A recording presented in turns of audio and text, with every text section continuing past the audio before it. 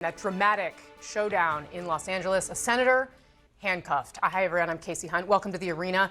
At this hour, we're getting new details on the confrontation between California Senator Alex Padilla and Homeland Security Secretary Kristi Noem. I want to show you what sparked this incident. Let's watch. The officers and the agencies and the departments and the military people that are working on this operation will continue to sustain and increase our operations in this city. We are not going away.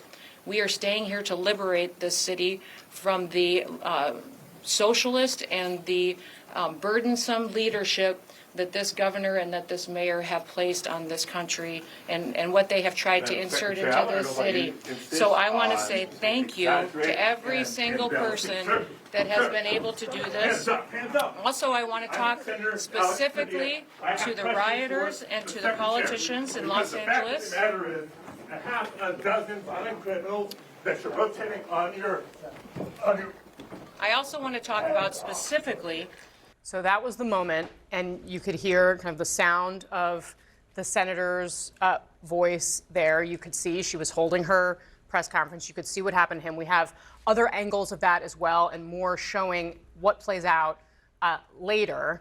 The video that we're going to show you next, it was released by her office. And again, it shows an alternate angle. Senator Padilla's office says that after he was removed, he was forced to the ground and handcuffed, though he was not arrested. Secretary Noem spoke to CNN shortly after this incident. Here's what she said. I wish that he would have reached out and identified himself and let us know who he was and that he wanted to talk. His approach was something that I don't think was appropriate at all. LA's mayor called this incident, quote, absolutely abhorrent and outrageous. She's planning to hold a press conference at the top of the hour. Senator Padilla then spoke with reporters after this incident. This played out just moments ago. Watch. If this is how this administration responds to a senator with a question, if this is how the Department of Homeland Security responds to a senator with a question, you can only imagine what they're doing to farm workers, to cooks, to day laborers out in the Los Angeles community and throughout California and throughout the country. All right, my panel is here. They're going to weigh in just a moment. But we want to start with CNN's Stephanie Elam in L.A. We've got Kristen Holmes outside the White House. CNN's security correspondent Josh Campbell standing by in L.A. Stephanie, let me start with you. You were in the room when Senator Padilla was removed. We tried to show our viewers what you could see with the cameras. Explain what it was like in the room. Yeah, Casey, I can tell you that the press conference had already begun. And at that moment, the secretary was at the microphone. She was talking. At that moment, when we heard someone come in from the same side that we had all come in from, off to our right, and he's got a pretty powerful voice. And he came up to about the row where I was sitting, there were only a couple of rows in there, and started talking in the middle of her addressing the press that was lined up there. So he knew he was coming into a press conference at that point. When the reaction happened, it was immediate that it seemed that hands were on him, pushing him back. From what we understand, they were members of Noem's security detail. We understand that she's also said that that they didn't have any idea, that her team had no idea who the senator was when he started speaking, so they viewed him as a threat. I'd like to point out that we were inside of a federal building, so you do have to go through screening to get into the building. He was in there for a completely different reason. He said he had a different meeting. But then we could see him getting pushed out of the door. He kept asking questions. He did say hands up, I think at one point, saying, he wasn't pushing back. His hands were up.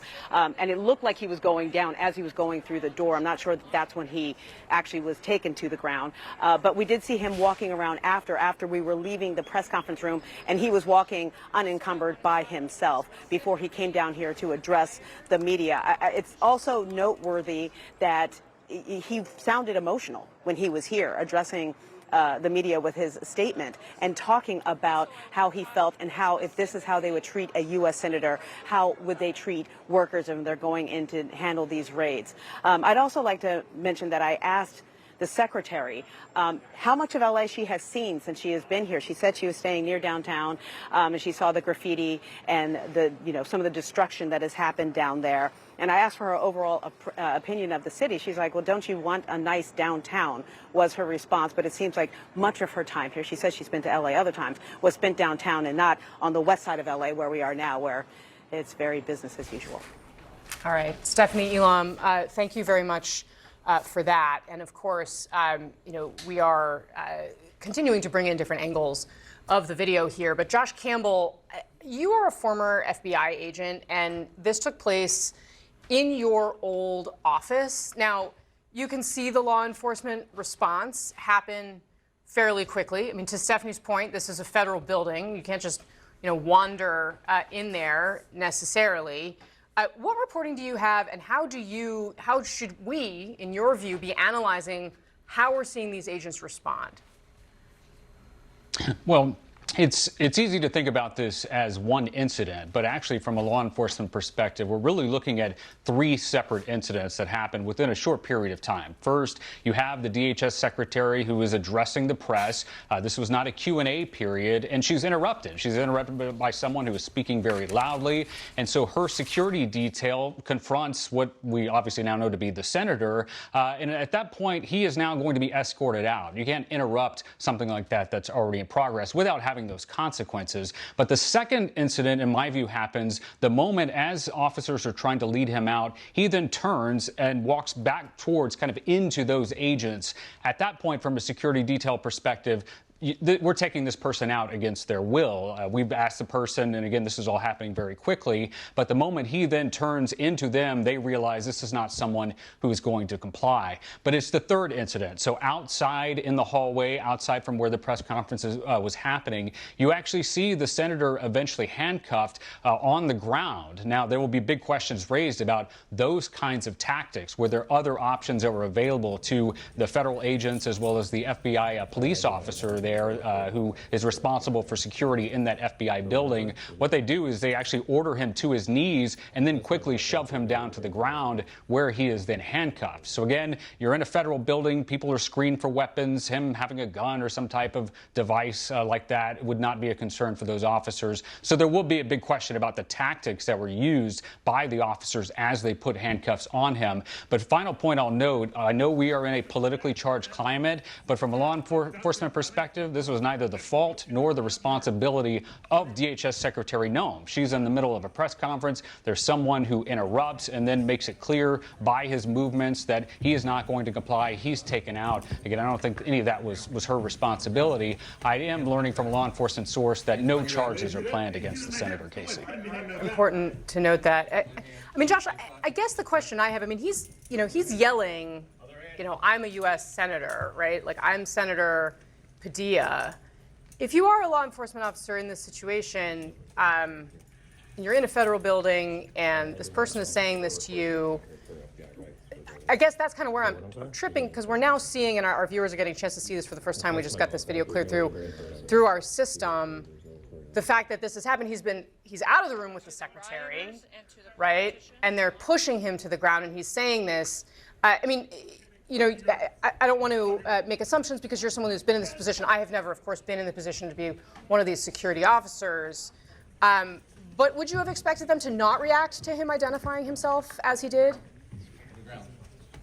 Well, two things. So in the room itself, when he identifies himself as a senator, I don't think that made any difference to the agents. In fact, that would have been special treatment for him if they had allowed him to continue to interrupt, very loudly this press conference. So there, I don't think it made a difference. But to your point, outside the room, sure. I mean, I think that is something that is certainly a factor. Once he's identifying himself, they know that he's not a threat. That doesn't mean that they don't have the right to throw him out, of the building, metaphorically speaking, because he was there, at that point, they would determine, okay, you are here in an unauthorized fashion. But again, that did raise questions whenever you actually see them putting him on his knees, and then shoving him onto the ground at that point, knowing, who they were dealing with. And for that matter, I think that kind of those kind of tactics, maybe de-escalating, would be used on anyone, not just a United States senator. Again, the question is this person a threat in front of me? And then what's the next plan? How are we going to get this individual out of there? Could they have de-escalated it? Did they have to go straight to shoving him on the ground? I don't think so. But again, I think this will be reviewed. Yeah, I mean, I would just, again, you're the expert as the former law enforcement. I've covered so many press conferences on Capitol Hill that have been interrupted in various shapes, ways, and forms that obviously have been handled in, certainly with tactics that were considerably less escalatory than the ones that we saw play out here. Josh, thank you. I really, really appreciate your reporting.